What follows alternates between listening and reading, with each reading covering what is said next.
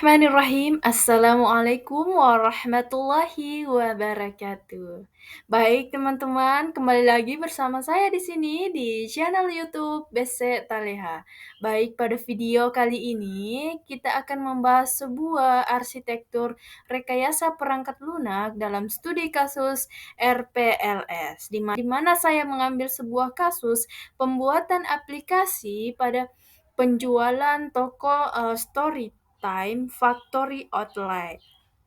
Baik teman-teman, langsung saja kita simak materinya baik-baik. Simak latar belakang, di mana latar belakangnya membahas tentang sejalan dengan perkembangan teknologi informasi seperti sekarang ini, itu kan sangat mudah bagi wirausaha yang ingin mendapatkan informasi aktual dan terbuka untuk siapa saja. Nah, oleh karena itu, tidak heran jika sekarang ini banyak wirausaha yang memanfaatkan teknologi informasi. Nah, pada proses pengelolaan data sistem penjualan dan pembelian pada Storytime Factory Outlet, itu dapat dikatakan masih belum efisien dan efektif. Kenapa? Karena pencatatan transaksi itu masih belum terkomputerisasi.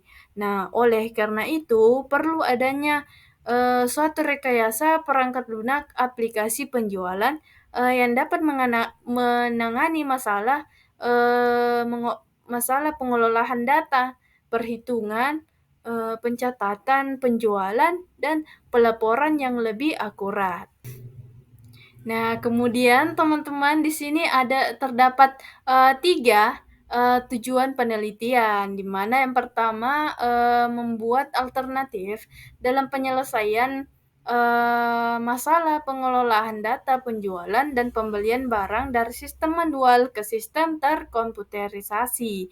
Nah, kemudian yang kedua memudahkan dalam pembuatan laporan seperti laporan persediaan barang, laporan penjualan, dan laporan keuangan secara berkala. Nah, kemudian yang ketiga nih teman-teman, memudahkan dalam urusan pemasaran dan promosi serta mempercepat dalam pencairan data baik itu stok barang dan transaksi penjualan. Nah, di sini terdapat 3 rumus masalah, di mana masalah pertama yaitu menyimpan data barang dan pencatatan data transaksi penjualan dan pembelian masih belum terkomputerisasi, sehingga memerlukan waktu yang lama dalam pencairan datanya. Kemudian, masalah yang kedua, proses pembuatan laporan keuangan toko secara berkala, baik secara harian, mingguan, bulanan, dan tahunan dilakukan sangat lama dan dirasa kurang efektif karena masih dikerja secara manual. Kemudian masalah yang ketiga yaitu aplikasi manual seperti nota dan buku catatan stok barang tidak menjamin ketelitian dan keefektifan dalam melakukan transaksi pembelian dan penjualan. Nah, teman-teman, di sini terdapat objek pembuatan aplikasi. Nah, di mana yang pertama itu kita harus menentukan alat dan perangkat lunaknya nih teman-teman. Setelah kita menentukan alatnya dan perangkat lunaknya, kita akan menganalisis sistem dan pengevaluasiannya. Setelah kita evaluasi, kita akan melalui perancangan aplikasi dan diagram pembuatannya. Kemudian pengajuan aplikasi dan implementasinya nih teman-teman. Nah, landasan teori. Nah, pada materi landasan teori ini kita akan membahas tentang sebuah perangkat lunak atau apa sih arti dari sebuah perangkat lunak itu. Nah, perangkat lunak adalah sebuah perintah atau bisa kita katakan sebuah program komputer yang bila dieksekusi itu memberikan fungsi dan untuk kerja seperti yang kita inginkan. Nah, kemudian produk perangkat lunak itu dibuat untuk pelanggan tertentu ataupun untuk pasar umum. Nah, adapun macam-macam produk perangkat lunak.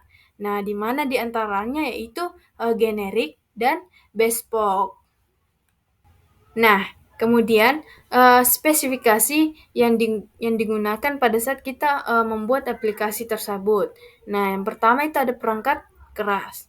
Nah, eee, ya perangkat keras di sini yang kita gunakan itu seperti prosesor Intel Core i2, kemudian RAM-nya 2 GB, DDR2, kemudian HDD 500 GB, mouse dan keyboard.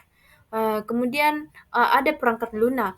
Nah, di sini sistem operasinya itu menggunakan Windows 7. Kemudian database-nya itu uh, MySQL. Kemudian di sini kita menggunakan pemrograman yaitu Java. Kemudian kita juga menggunakan aplikasi editor Java NetBeans. Nah, di sini ada perancangan sebuah aplikasinya nih teman-teman. Nah, di sini teman-teman bisa lihat sendiri di mana gambarnya itu yang pertama itu ada pegawai toko. Kemudian setelah kita lihat pegawai toko, kemudian kita login. Setelah kita login, kita akan menuju ke penjualannya nih teman-teman. Nah, kemudian teman-teman bisa lihat di sini ada beberapa struktur menu yang terdapat pada aplikasi yang akan kita buat. Nah, di mana yang pertama itu ada menu file, jenis barangnya, suppliernya, pembelian, pelanggan, kasir, penjualan, kemudian menu excite. Kemudian ada laporan, data barang, penjualan, pembelian. Kemudian juga teman-teman bisa lihat sendiri ini ada beberapa diagramnya, yaitu ada pegawai tokonya, kemudian dia login, dia masuk lagi ke input username dan passwordnya. Kemudian setelah itu ada muncul pesan dan input data barang dan seterusnya. Teman-teman bisa lihat sendiri di sini gambarnya. Nah, ini dia teman-teman, pengimplementasian aplikasinya. Nah, setelah ketika kita buat aplikasinya, kita akan memiliki tampilan seperti ini. Nah, ini dia teman-teman, aplikasi yang akan kita buat. Nah, dia akan terdapat tampilan seperti ini. Ini yang pertama itu ada menu utamanya. Nah, ini dia menu utamanya nih teman-teman. Nah, kemudian ada data dan jenis barangnya nih teman-teman. Nah, di sini kita bisa membeli barang atau memilih barang apa yang saja kita ingin beli nih teman-teman. Nah, kemudian ini nih teman-teman, gambar selanjutnya itu ada data pelaporan. Nah, di sini terdapat menu pelaporan data nih teman-teman, seperti penjualan, berapa saja barang yang laku, kemudian pengeluaran pada hari itu. Nah, begitu deh teman-teman. Di sini juga ada data kasir nih teman-teman. Teman-teman bisa lihat sendiri kan gambarnya. Nah, baik teman-teman, tadi kan kita sudah menyimak beberapa materi. Nah, di mana beberapa materi tersebut, saya dapat menyimpulkan, dengan adanya aplikasi penjualan barang, maka saat ini pengelolaan data penjualan, sudah terkomputerisasi nih teman-teman secara otomatis. Nah, sehingga dapat mempermudah pengelolaan data barang dan penjualan barang serta meningkatkan kinerja karyawan dalam perusahaan.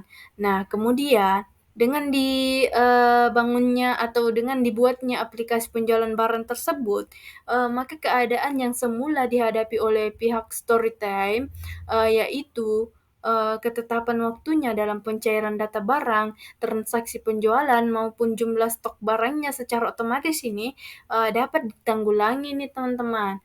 Baik teman-teman, demikian video saya kali ini. Kurang dan lebihnya mohon dimaafkan nih teman-teman.